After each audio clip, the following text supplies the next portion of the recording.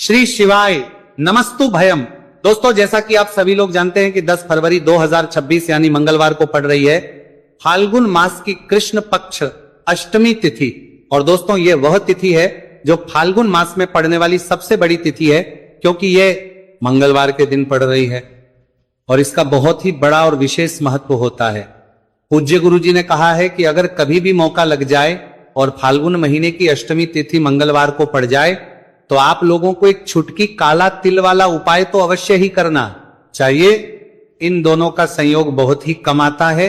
इसी के साथ में गुरु जी ने अपनी शिव पुराण कथा में बताया है कि इस दिन आपको एक छुटकी काला तिल वाला उपाय तो आपको अवश्य ही करना चाहिए, क्योंकि ऐसा दिन पूरे साल में सिर्फ एक ही बार आता है।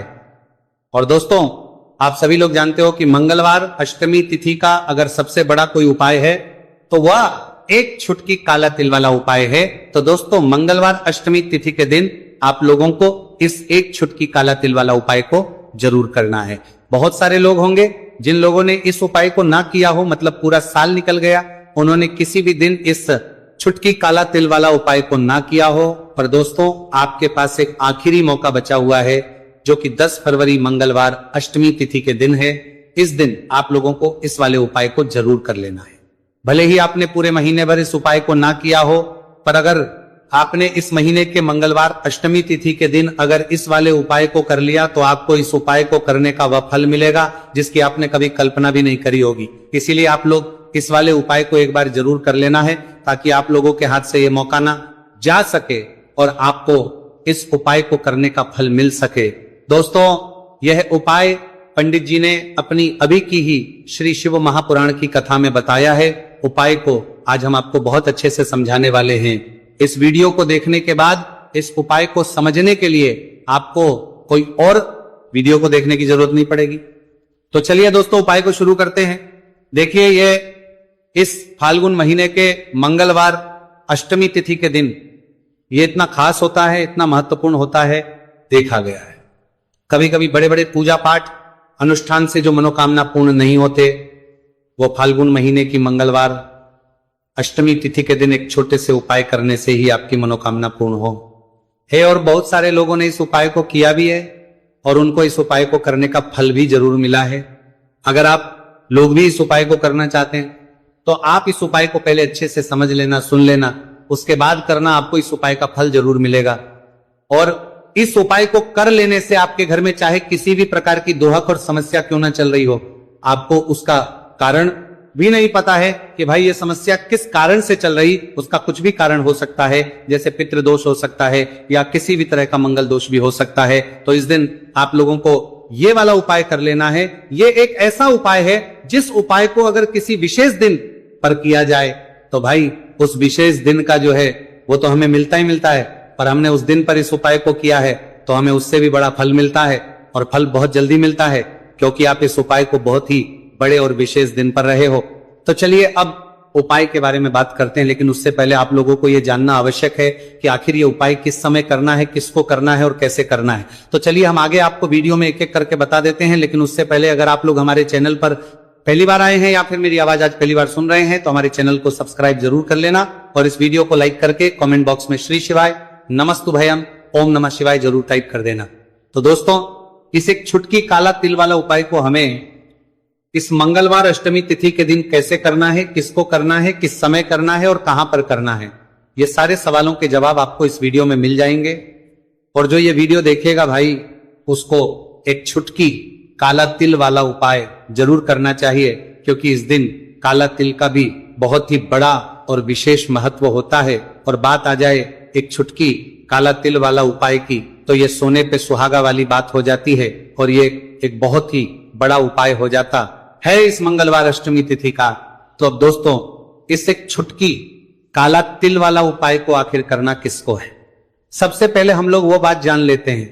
तो देखो, घर की जो बड़ी माताएं बहनें होती हैं, उन माताओं बहनों में से कोई भी एक बड़ी माता बहन इस वाले उपाय को कर सकती है।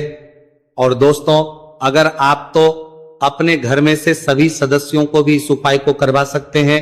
अगर किसी व्यक्ति की खुद की कोई मनोकामना है, खुद की कोई दुख और परेशानी है जो कि वो अपने लिए ही करना चाहता है इस वाले उपाय को, तो वह खुद अपने लिए भी कर सकता है। बाकी अगर कोई घर में से ऐसा है जो कि अपने पूरे घर परिवार की सुख और शांति के लिए ये वाला उपाय करना चाहता है तो भाई वो भी कर सकता है, उसमें भी कोई दिक्कत वाली बात नहीं है। कहने का मतलब है कि इस उपाय को हर एक सदस्य भी कर सकता है और पूरे घर परिवार के सदस्य के लिए घर की बड़ी माताओं बहनों में से कोई एक माता बहन भी कर सकती है। माताएं बहनें अगर घर में उपस्थित न हो या वो यह वाला उपाय ना कर पा रही हो तो फिर घर का कोई बड़ा सदस्य भी इस एक छुटकी काला तिल वाला उपाय को कर सकता है, चाहे फिर वो पुरुष ही क्यों ना हो, उसमें कोई भी दिक्कत वाली बात नहीं है। उसके बाद में दोस्तों जो अगला प्रश्न निकल आता है वो ये आता है इस उपाय को लेकर कि आखिर इस उपाय को हमें किस समय करना है, सुबह के समय करना है कि शाम के समय करना है। तो देखो इस वाले उपाय को आप लोग सुबह के समय भी कर सकते हो और शाम के समय प्रदोष काल में भी कर सकते हो। अब अगर आप पूछो कि भाई सबसे उत्तम समय कौन सा रहेगा इस एक छुटकी काला तिल वाला उपाय को करने का, तो हम आपसे बस यही कहेंगे कि इस उपाय को आप सुबह के समय करेंगे तो ज्यादा बेहतर होगा। बाकी अगर प्रदोष काल शाम के समय भी करेंगे तो भी अच्छा होगा, उसमें कोई भी दिक्कत वाली बात नहीं है। तो अब दोस्तों जो अगली सबसे बड़ी और महत्वपूर्ण बात आती है वही आती है कि सुबह अगर हम उपाय को करेंगे तो हमें कितने बजे से लेकर कितने बजे तक के बीच में करना है और शाम के समय प्रदोष काल में करेंगे तो हमें कितने बजे से लेकर कितने बजे के बीच में करना है। तो देखो सुबह जितनी जल्दी हो सके आप उपाय को करने की कोशिश करना कि अगर किसी कारणवश लेट भी हो जाओ, थोड़ी देर भी हो जाए तो 10 या 11 बजे तक भी आप उपाय कर लेना, पर 12 बजे से ज्यादा देरी ना हो, ठीक है, इस बात का ध्यान रखना। उसके बाद में दोस्तों अगर शाम के समय प्रदोष काल की बात करें, प्रदोष काल का जो समय होता है वो शाम के 6 बजे से शुरू हो जाता है। मतलब शाम के 6 बजे से लेकर 7 बजे के बीच का जो समय होता है यह समय प्रदोष काल का समय होता है। तो आप उपाय को 7 या 8 बजे के बीच में भी कर सकते हो। मतलब शाम के 6 बजे से रात 8 बजे के बीच में आप कभी भी इस वाले उपाय को कर सकते हो, उसमें कोई भी दिक्कत वाली बात नहीं है। देखिए यदि आपके जीवन में संकट बहुत ही अधिक चल रहे हो, समस्याएं बहुत ही अधिक चल रही हो, एक एक रूप खर्च करने आपको बस ओढ़ रहा है, भूमि से जुड़ी हुई कोई भी समस्या हो या फिर आपके विवाह से जुड़ी हुई कोई भी समस्या हो या आपके व्यापार से जुड़ी हुई कोई भी समस्या हो, तो आपकी यह सारी समस्या इस मंगलवार अष्टमी तिथि के दिन समाप्त होने वाली है। तो चलिए दोस्तों जानते हैं उस विशेष उपाय के बारे में। देखिए इस वीडियो में हम पूज्य गुरु जी द्वारा बताए गए 3 बहुत ही चमत्कारिक उपायों के बारे में जानेंगे। देखिए ये जो उपाय है आपके जीवन से दुर्भाग्य का तो अंत करेंगे ही, साथ ही साथ यदि आपके जीवन में धन की समस्या चल रही है तो वह सभी भी आपकी समाप्त हो जाएंगी। देखिए गुरुजी ने बताया है कि जब भी मंगलवार अष्टमी तिथि का दिन पड़े तो हमें कर्ज मुक्ति के लिए कुछ उपाय करने चाहिए। इसी के साथ हमें धन प्राप्ति, भूमि से जुड़े कार्यों और विवाह के लिए भी उपाय करने चाहिए। तो चलिए दोस्तों जानते हैं गुरुजी द्वारा बताए गए सबसे पहले उपाय के बारे में। देखिए यह उपाय विशेषकर उन लोगों को करना है जिनकी भूमि से जुड़ी कोई भी समस्या चल रही हो, यानी कि उनकी भी जमीन से जुड़ी हुई समस्या चल रही है, यानी कि जो लोग मकान खरीदना चाहते हैं या फिर उनका खेत से जुड़ा कोई भी केस चल रहा है या फिर जिनके भी विवाह में विलंब हो रहा है या फिर जिन भी लोगों के जीवन में कर्ज बहुत ही अधिक बढ़ने लगा है, कर्ज जो है वह चुका नहीं पा रहे हैं, तो गुरुजी ने कहा है कि ऐसे लोगों को यह उपाय करना चाहिए। देखिए इस उपाय के लिए आपको थोड़े से काले तिल ले लेने हैं। देख आपको मात्र एक चुटकी काले तिल ले लेने हैं। इसी के साथ में आपको थोड़ा सा शहद ले लेना है। फिर सबसे अंत में आपको एक लोटा शुद्ध जल ले लेना है। तांबे के पात्र के अंदर आपको अपने घर से शुद्ध जल ले लेना है और इन सभी सामग्रियों को आपको लेकर के पहुंच जाना है भगवान शिव के मंदिर में। देखिए दिल्ली पूज्य गुरुजी ने बताया है कि इस उपाय को आप सुबह से लेकर के शाम तक किसी भी समय में कर सकते हैं। देखिए मंदिर पहुंचने के आप जो काले तिल लेकर के गए थे उनमें आपको थोड़ा सा शहद लगा लेना है। देखिए आप जो शहद लेकर के आए हैं उस शहद में आपको ये काले तिल अच्छे से डुबो देना है और शहद से युक्त ये जो काले तिल है इन्हें आपको शिवलिंग पर अर्पित कर देने हैं या फिर आपको शिवलिंग के चारों तरफ अच्छे से काले तिल का लेपन कर देना है। पूज्य गुरुजी ने बताया है कि लेपन करते समय यदि आपके जीवन में कर्ज से जुड़ी समस्याएं चल रही हैं, लेपन करते समय आपको आर्यन मुक्तेश्वर महादेव का स्मरण करना है या फिर आपके जीवन में विवाह से संबंधित या फिर जमीन से संबंधित कोई भी समस्या चल रही है तो फिर आपको मंगलेश्वर महादेव का स्मरण करना है। इसके बाद जो आप जल लेकर के आए हैं उसे आपको धीरे धीरे शिवलिंग पर अर्पित कर देना है तथा आपको लगातार शिव महापुराण के मूल मंत्र श्री शिवाय नमस्तु भयम इस मंत्र का जाप करते रहना है।